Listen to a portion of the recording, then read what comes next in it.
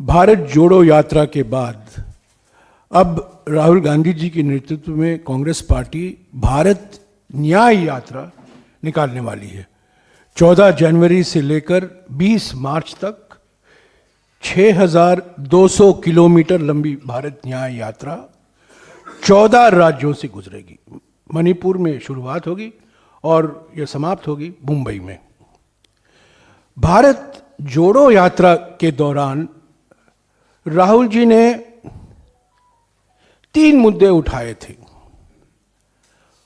आर्थिक विषमताओं के बारे में उन्होंने जिक्र किया, सामाजिक ध्रुवीकरण के बारे में उन्होंने बातचीत की और राजनीतिक तानाशाही जो आज हमारे देश में हकीकत बन गई है उसके बारे में जनता को अवगत कराया।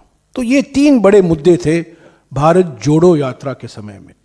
उन्होंने अपनी आवाज़ बढ़ती हुई आर्थिक विषमताओं के बारे में, बढ़ती हुई सामाजिक ध्रुवीकरण के बारे में और बढ़ती हुई राजनीतिक तानाशाही के बारे में उन्होंने अपने विचार जनता के बीच में रखा। वो मन की बात नहीं थी, वो जनता की चिंता थी। लोगों से सुनने के लिए भारत जोड़ो यात्रा निकाला गया था। अब ये यात्रा दूसरे चरण में भारत न्याय यात्रा है। आर्थिक न्याय के लिए, सामाजिक न्याय के लिए और राजनीतिक न्याय के लिए।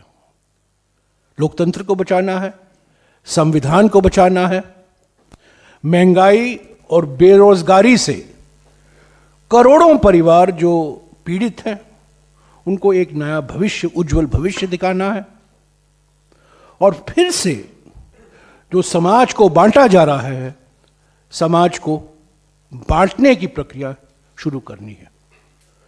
तो पहले भारत जोड़ो यात्रा भारत को जोड़ने के लिए, और अब भारत न्याय यात्रा, ताकि लोगों में हम आश्वासन देंगे कांग्रेस पार्टी की ओर से, राहुल गांधी जी की ओर से, कि कांग्रेस पार्टी वचनबद्ध है लोगों को, आम जनता को आर्थिक न्याय, सामाजिक न्याय और राजनीतिक न्याय पूर्ण तरीके से उपलब्ध हो।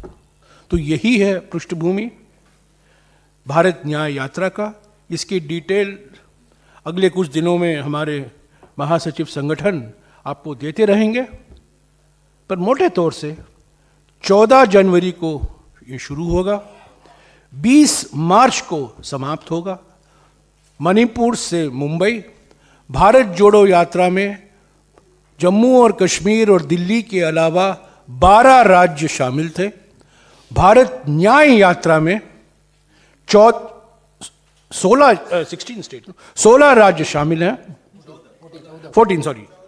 14 राज्य शामिल हैं, पर 6,200 किलोमीटर लंबा ये भारत न्याय यात्रा है। जैसा कि इन्होंने आपको समझाया, ये ज़्यादातर बस यात्रा रहेगा, पर रोज पद यात्रा भी होगा, उसकी जानकारी आपको मिल जाएगी। पर ये यात्रा है आर्थिक न्याय के लिए, सामाजिक न्याय के लिए और राजनीतिक न्याय के लिए।